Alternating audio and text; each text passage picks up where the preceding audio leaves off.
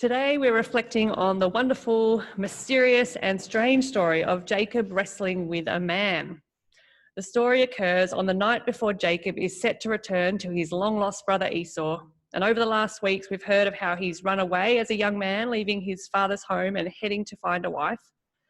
Fast forward many years, he's told by God to go home, back to his father Isaac's and his grandfather Abraham's land, the place where his brother Esau lived, that same brother whom he stole from some 20 years earlier and had vowed to kill him should he ever come home again. So he sets off as God has told him, and he's travelling and journeying, and at each point his anxiety and worry grows. Will Esau accept him? Is he doing the right thing? Chapter 32 opens with the news that messengers returned to Jacob saying, "We came to your brother Esau, and he's coming to meet you, and 400 men are with him." And Jacob was greatly afraid and distressed. Jacob, the schemer, freaks out and plots to do everything he can to make sure Esau will accept him.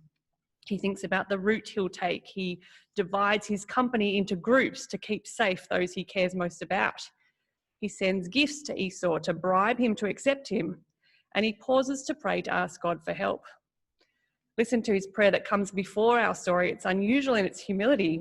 Jacob says, "O God of my fathers, you said to me, 'Return to your country and to your kindred, and I will do you good.' I am not worthy of the least of all the steadfast love and all the faithfulness that you have shown to your servant. For with only my staff I crossed this Jordan, and now I have become two companies.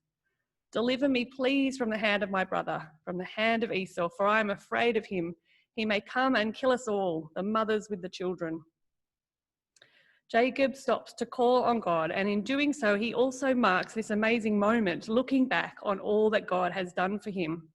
Despite his conniving and his tricksy behaviour, he names that God has blessed him.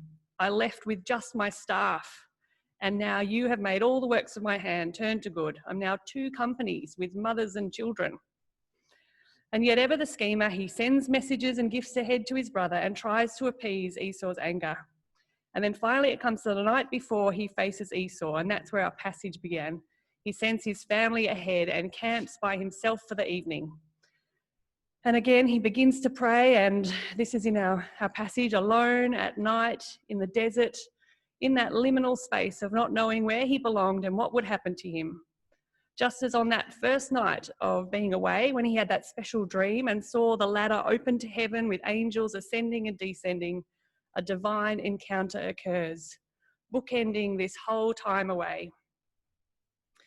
The passage tells us that while Jacob was praying, a man came to wrestle with him. Scholars and theologians have considered what this man could be: a dream figure, a prophetic vision, an angel, a protective river spirit, a pre-incarnation appearance of Christ in the form of a man, the Jesus who was to come, or God himself. Who knows? The Bible isn't specific, it's just a man. Just as he had wrestled his brother in the womb, had wrestled for his worthiness and stolen a blessing and a birthright, had wrestled with his identity, his roots, his future legacy, had wrestled with his father-in-law, with those who loved him, and with himself. This night he wrestles with a man, and he wrestles with him until daybreak. What kind of strength must Jacob have had to wrestle with this divine being? Some kind of spiritual power, a seeming adversary suddenly seizes him and wrestles with him in the darkness. We must use our imaginations to realise what great psychological strength and spiritual courage it must have taken to Jacob to wrestle this vision. Rather than die of fright or plead for mercy or try to flee, Jacob just hangs on. And all night long, the two of them struggle together. And as the day begins to break, they have a fascinating interchange. When the man saw that he did not prevail against Jacob, he struck him on the hip socket, and Jacob's hip was put out of joint as he wrestled with him. And the man says, "Let me go, for the day is breaking." But Jacob said, "I will not let you go unless you bless me." Jacob and the man, the angel, struggle. Jacob is challenged and tested, but not destroyed. The wound Jacob receives is the mark a person carries who struggles, who wrestles, who encounters spiritual reality as deeply as Jacob did. A person who has an experience of struggling with God, of facing their psychological depth is always wounded by it. It's a way of saying that someone who encounters these things can never go back and be the kind of person they were before. The experience changes Jacob and others who wrestle like this forever. I will not let you go until you bless me, Jacob declares. He's constantly fighting for blessing. Jacob's refusal to part without blessing is amazing. So desperate is he for God, for meaning, for good, that even at the prospect of getting away, he hangs on. But to receive blessing, it requires the disclosure of his name. In disclosing his name, Jacob is doing more than sharing information. He's making a confession about the appropriateness of his name. This is who I am, Jacob, the grasper, the supplanter. The acknowledgement of this old story, the old name, the owning of it before the divine being, and the recognition of its suitability for himself paves the way for a new name. The irony is that at the moment that Jacob has finally overcome his identity crisis and sort of taken it up, I am the supplanter, I'm the grasper, the man he had wrestled with changed his name. Your name will no longer be Jacob, the man told him. From now on, you'll be called Israel, because you have fought with God and with men and have won. The wrestle, this encounter, ends his time of being away from his homelands, from his brother and family. It functions as a rite of passage. It affirms that God has been with him the whole time and God's intentions to bless Jacob and his family line. Fascinatingly, Jacob asks for more. Please tell me your name. But while his opponent refuses to be pinned down, he does bless him. In other pagan sort of sagas of the time, there are encounters of humans wrestling with divine beings or demons and seeking to master them and own them and sort of claim ongoing blessing by naming them and knowing them. While this is similar to those stories, in this story, the man does not disclose his name or give away any of his being to Jacob. He'll not be owned or pinned down. This figure remains more mysterious and more other, and he blesses freely and willingly. And though the man refuses to give his name, Jacob somehow knows that he has encountered God. And he declares, "For I have seen God face to face, and yet my life is preserved." He leaves this encounter ready to meet Esau, assured of God's blessing, marked by the wrestle, limping, and yet strengthened to return home. He returns more honest and broken, and yet more blessed and strong than when he left. There's so much richness in this passage. I want you to hear firstly that God desires to bless. Jacob, already aware that all is blessing, that God has provided, still wrestles and struggles and grasps after more blessing. Yet blessings are not obtained by contriving and struggle in that sense, but blessing is God's free gift. We see it in the gospel reading too, as Jesus incredibly provides the loaves and fishes for those people on the hillside. Even with all Jacob's conniving and wheeling and dealing, God is blessing him and through him blessing the world.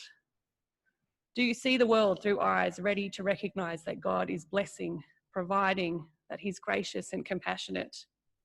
God desires to bless you. He's not miserly, not negative, not against you. How can you be thankful, appreciative, open to seeing all that God is giving to you? Are there moments when you've looked back and seen God's kind provision? Last year, Aurora and I went to Edinburgh. And for me, it was an amazing moment of returning to sort of a past season of my life and yet seeing all that God had done in the intervening years, providing for us to go to Edinburgh, blessing us with the children, then opening back up our life in Sydney for us. So much had been given to us that I hadn't been able to foresee. And I just felt deeply that God had provided and was blessing. And I'm sure Jacob felt that way. Returning home, having come with only my staff, now here I am returning with this huge company. And along the way to have had God present, revealing himself in these visions and through his presence with Jacob. Scheming, complicated, runaway Jacob knows himself to be blessed, to have been provided for. We can be more than confident in God's goodness to us, his intention to bless. Just over the last weeks, Philip has been referring to the text in Romans 8 and how we should write, he ended last week, write in flaming letters on our hearts that nothing can separate us from the love of Christ. God intends to bless us. All is gift.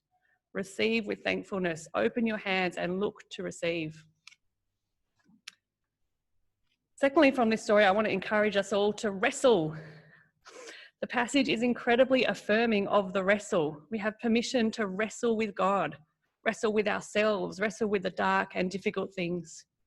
God allows himself to be wrestled with. It's an incredible thing. The mysterious, divine other allows himself to be wrestled with by a frail and fallible human. In fact, he seeks it out. And it's not destruction that results, but instead engagement, debate, discussion, relationship. The Psalms are a wrestling. We see Jesus wrestle in prayer. And in this text, the wrestle is what makes Jacob. It's that moment where his name is changed from grasping one to one who strives with God and man and overcomes. Israel. And then it's the name for God's people. The wrestle with God is who God's people are. You've been invited into this relationship of wrestle and blessing. The wrestle is painful and costly, though. Walking into the deepness of our personal and spiritual questions doesn't come easy or cheap. We will be transformed. There'll be suffering and marking in the process. But when we wrestle, God meets us. He is enough. He is with us in the mess and the confusion. And this is faith as we strive for God on the basis of his desire to bless us. We can often switch off, evade, sort of squash the noise on our questions for wrestling, escape, forget to face the things we most need to wrestle with. But this passage honours the task of wrestling and bringing to God and to the surface what must come up. I feel there are so many challenges to faith at the moment, yet our task is not to give way to the challenges, but we have permission to walk toward God into the wrestling. Where, God, are you in this COVID time? Where are you in our world looking so awry? Where are you in my friend's struggle with gender identity? Where are you in our diocese and in the Australian church? Where are you in my own life and my experience of COVID and the challenges facing me? For many of us, these challenges and the unravelling of the unhelpful ways we've thought about God can turn us away from God. But in all that unravelling and the questioning, this passage, I think, invites us just to hang on to God and to wrestle. Jacob just wouldn't let go. He was desperate for God and for blessing. And the promise is we will see God. God himself is the blessing, seeing the face of God. Jacob declares, "For I have seen God face to face, and yet my life is preserved." Beautifully, in the next chapter, we see a parallel experience with Esau. After all Jacob's dread and anxiety and assumptions that he'll be punished and Esau will hold his grudge, instead there is this beautiful reconciliation.